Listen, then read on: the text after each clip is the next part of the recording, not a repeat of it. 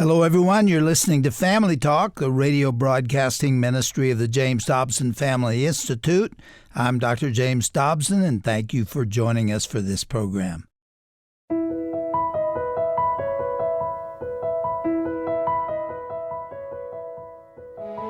Well, welcome back to Family Talk, the voice you trust for the family you love.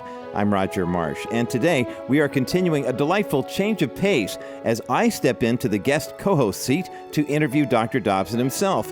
Now, we will talk about some of the experiences and stories most of us don't really know about him. We truly hope that you will enjoy this program and the tales of how Dr. Dobson has gotten to where he is today. By the way, if you missed any of part one from yesterday's broadcast, I encourage you to listen to it, and you can do so when you go to drjamesdobson.org/Family Talk. Well, there's still so much to discover, so let's not miss a minute. Here is the second part of my interview with Dr. James Dobson, right here on Family Talk. Well, welcome to this special edition of Dr. James Dobson's Family Talk. I'm not Dr. James Dobson. I'm Roger Marsh, sitting in the host's chair today, giving you a chance to go behind the scenes of Dr. James Dobson's legacy and life and hearing some fascinating stories that I've never heard before. I know many of our Family Talk listeners haven't heard, but it's wonderful, Dr. Dobson, that you're taking this time to share these stories, because so often you're the one interviewing someone, and here you're allowing me to ask you just about anything. I don't think nothing's off limits at this point. Is that correct still? It is correct. I have not shared them because I'm not sure anybody cares.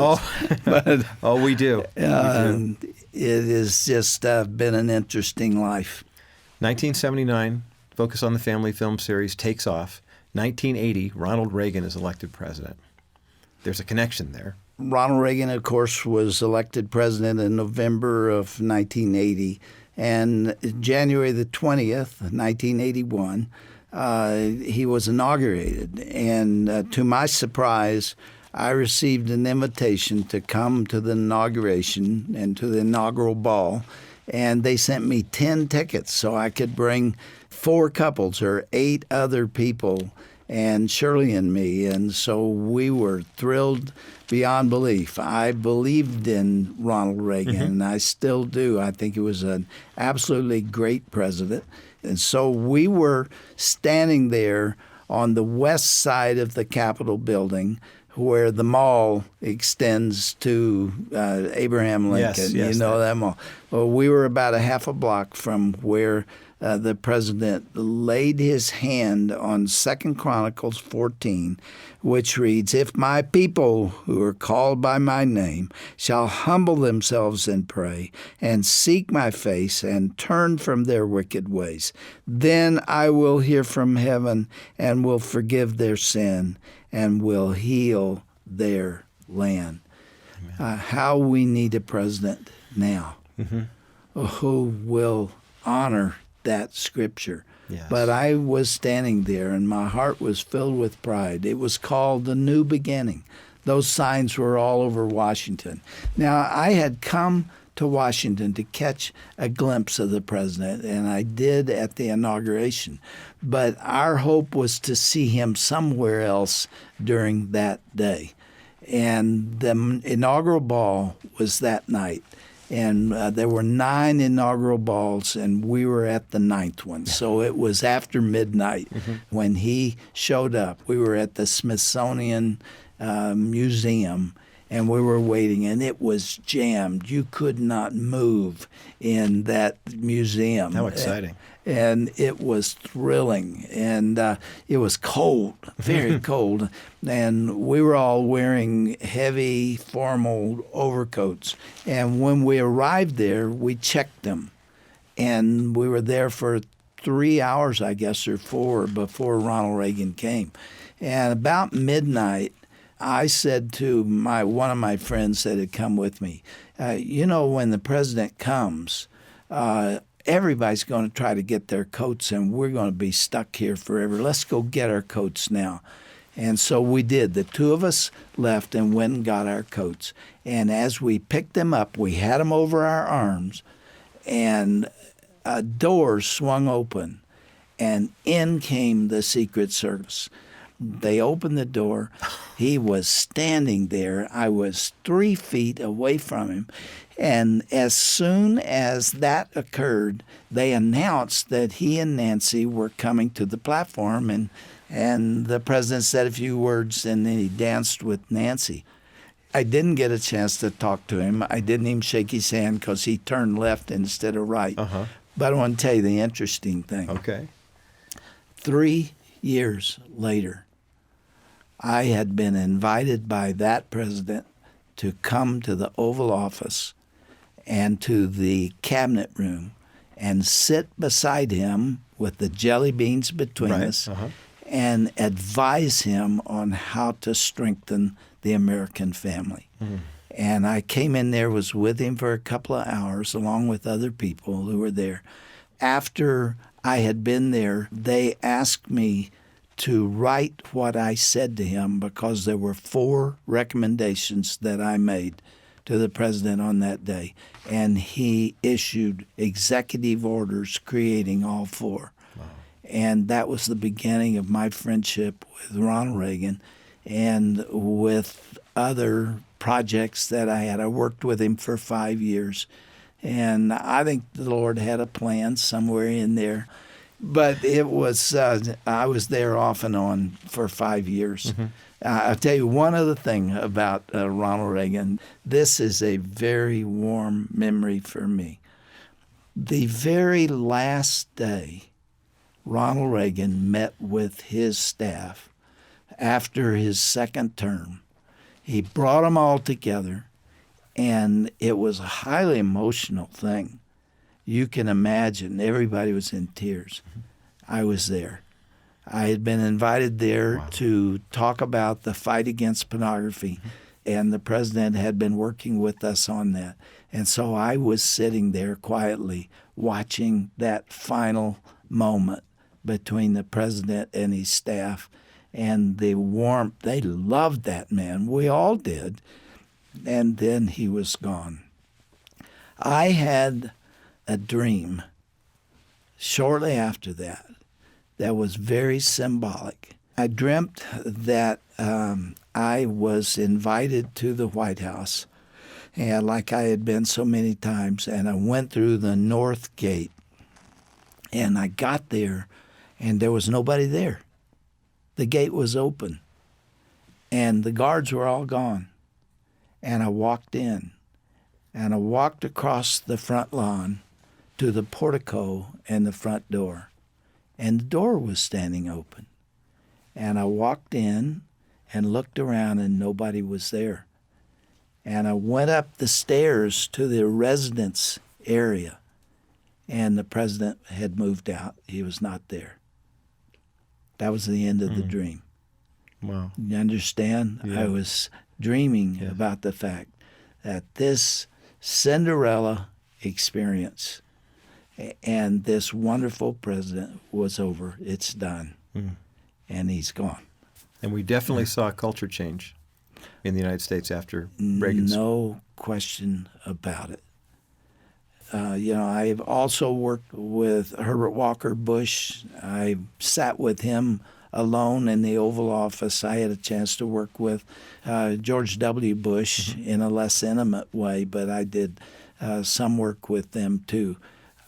But the time with Reagan was something I cannot describe, but I get emotional about it today. It still has an impact 30 plus years later. Yeah. What a powerful memory I can see. You're glowing right now just remembering those times. Were there others? Other powerful memories during that time for you? There were a lot of them, but one that I would share with you was a state dinner that Shirley and I were invited to. And I don't know if you know what those are. When a dignitary is coming into town, they have a state dinner, and they invite people that they want to honor. And Shirley and I were included in that. Only one, but it was quite a night. And it came to the night of the state dinner. And Shirley and I looked at each other and said, you know what? You don't take a cab to the White House. You go in a limousine.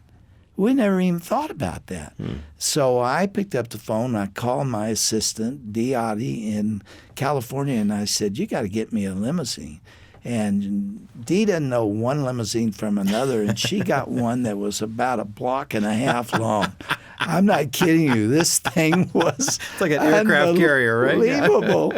I couldn't even see Shirley from the other side of it. And we drove up to the front portico. And one of the Secret Service men that I'd become great friends with was standing there looking out the portico when our limousine drove by.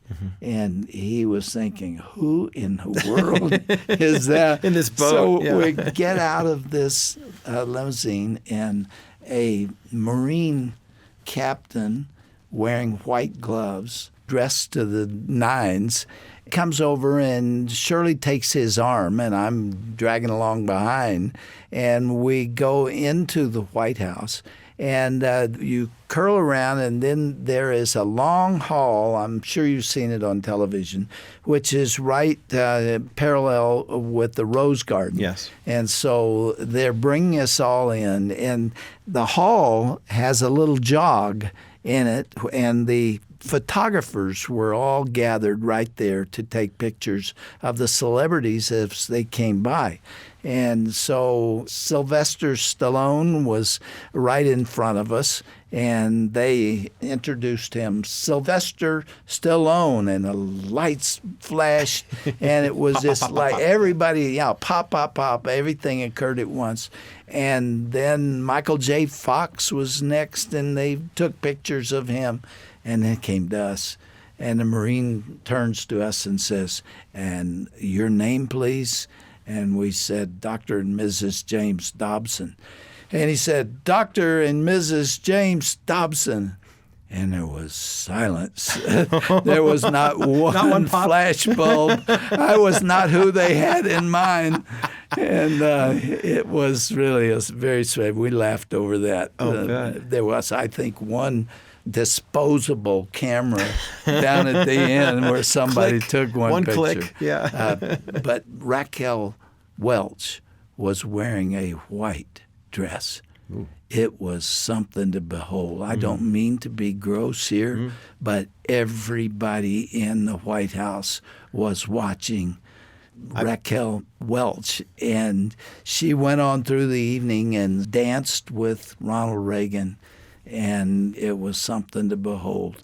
And somebody about a month ago gave me a photograph of her and Ronald Reagan wearing that white. Did I mention it was a white dress? It was a white dress, yes. I think we're very clear on that. Yeah. Yes. Well, it was another Cinderella evening for us, and we loved it. Now, I haven't told that on the air, but for us, it was a highlight. Well, you're on the hot seat.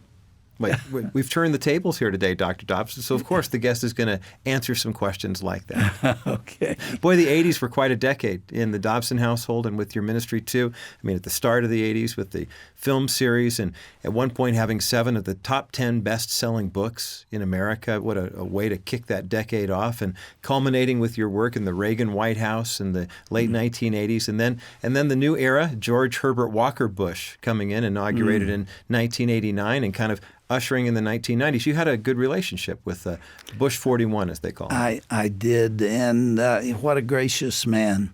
I met him at the White House when he was vice president, and we had about an hour together, and that was May of 1988. That's significant because my mother died 1 month later, and he wrote me a personal note of consolation. That's the kind of guy he is. Yeah. When I had my heart attack, I was in the hospital. This was in 1990, and we didn't reveal who I was because we didn't want anybody coming in there. I really needed rest, and I needed to recuperate. So the hospital did not know my name until George Herbert Walker Bush call to see if I was there. Wow. And then they were saying, who is this masked man here? But let me tell you one quick story. Yes. This is a cute story. I went to the Oval Office to meet with George Bush 41. And Millie was the name of their dog. Right. The first dog. Yeah. Yes. In fact, Barbara Bush wrote a book about Millie. And Millie was a spaniel.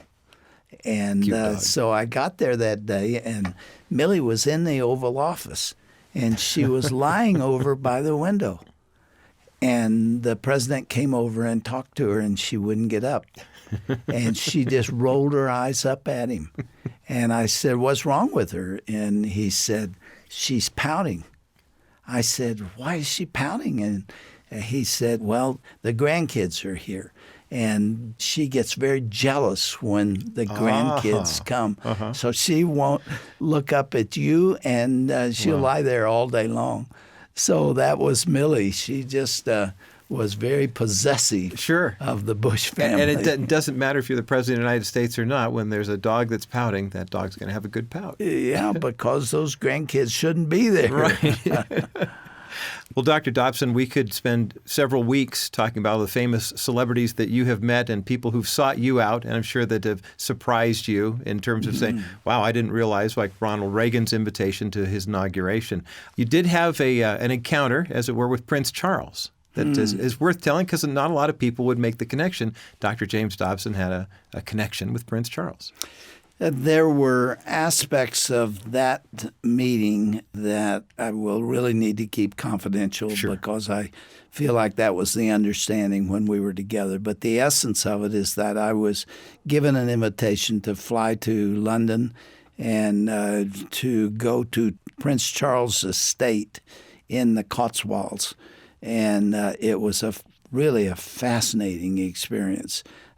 He is a much more gracious man than people realize he is. You think of him as obscure and British and stuffy, but he couldn't have been warmer to us. Invited Shirley and me. And we came up the night before, and we spent the night in a hotel across the street from his huge estate. And the next morning we were ushered in to the estate. And I would describe the decor of that building as shabby chic. Do you know those words? Yes, I do. Shabby chic means deliberately old-looking. Sure. And I'd never seen that before. We walked down the hall toward his living room. There were bookshelves there that were overloaded and were bowed in the middle, that kind of thing. Sure. We went into the living room, and he met us there. There was a newspaper on the couch, and the couch was a little frayed. Just things like that that kind of surprise you. You'd think a prince, royalty would have next better in line for royalty for the throne, and that's not the feel of the building, although it was gigantic. We sat down and talked for about an hour, and we talked basically about global warming, which is not a favorite topic of mine. I was going to say. I think that's why I'd been invited there. Talked about the environmental factors and so on. And he had a farm across the street from this big estate. All of their farming is done without gasoline. As much as possible, it's done with old equipment and things like that. They're trying to preserve the environment. He really takes that seriously. Interesting. And so we talked about that subject, and then a reference to God came up. I don't remember exactly how, but I think Shirley probably introduced it into the conversation, and that gave us an opportunity to talk about our faith.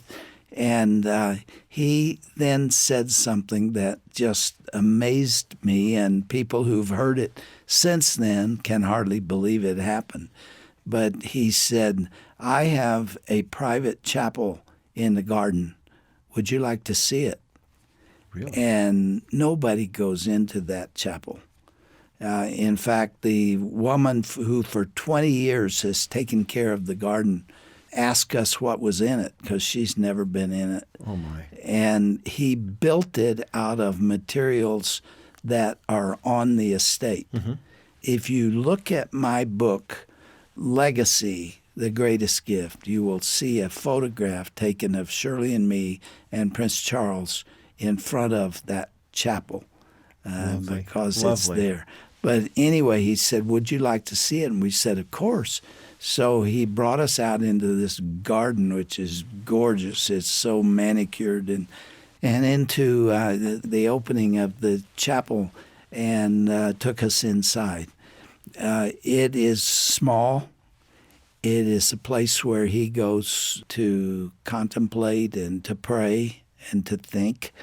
And it has Byzantine art in it, and a cross, and a little bench where he kneels before the cross. And it's obviously extremely meaningful to him. And he brought you in there. He brought us in there. And we were also with the Bishop of Liverpool in the Anglican Church. And he had something to do with my being there. And so we stood and talked about the things in the chapel. And then he did something that also is never done. Prince Charles did this. He did. And this was a surprise to both the bishop and me, because Prince Charles turned to the bishop and asked him to pray. Commoners like us never pray with a member of the monarchy.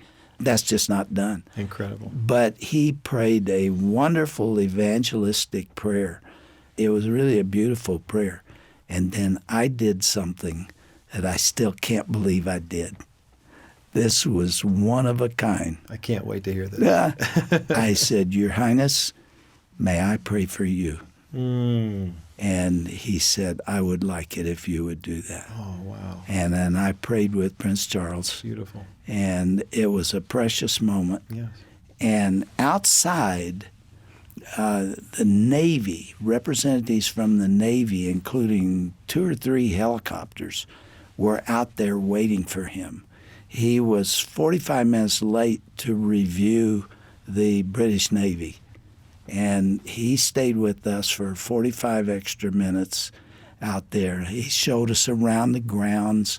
It showed us the wedding gift that they had been given by the Army when he and Diana married, and the other things. His wife, Camilla, was having surgery, so she was not there. But we spent a good part of a half day there, and it was just a very special time. You and Prince Charles. Yes. Just praying in his private chapel. Yes, and we corresponded afterward. I've now lost touch with him, but I will always appreciate the fact that I had an opportunity to be there. A lot of people don't consider him one of their favorite people because he leans sometimes in a Muslim direction. Not that he is Muslim, but doing what he can for mosques and things like that. All I saw was a very gracious man who has a meaningful faith and is dead serious about the environment, more than happen to be. But you can have a great appreciation for Prince Charles' concern. He knows what he believes.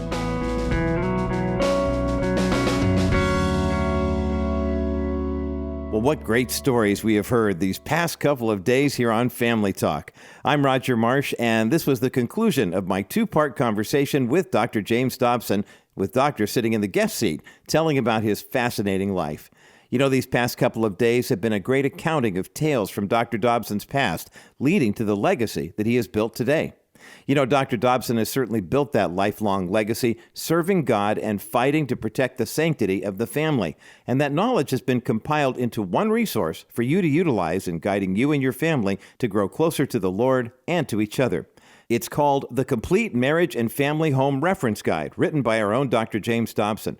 It's a go-to guide for families at every stage in life, from toddlers to teenagers, and how to make your marriage last through the ups and downs of life as well. This is a complete, comprehensive resource that includes time-tested and biblically based information, which cover a wide range of issues any family may face. You know the ones: money, building a strong spiritual foundation, discipline, sibling rivalry, and much more. So regardless of where you are on that continuum, where your family is in life right now, this book will bring you a wealth of knowledge for practically any situation that might come your way.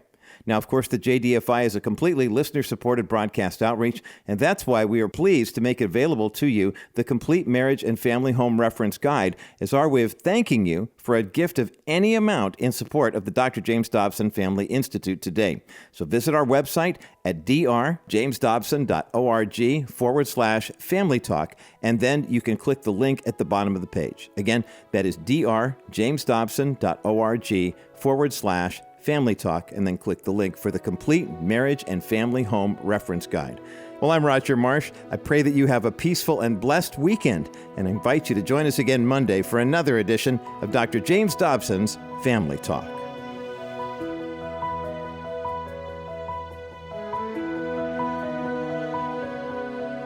This has been a presentation of the Dr. James Dobson Family Institute.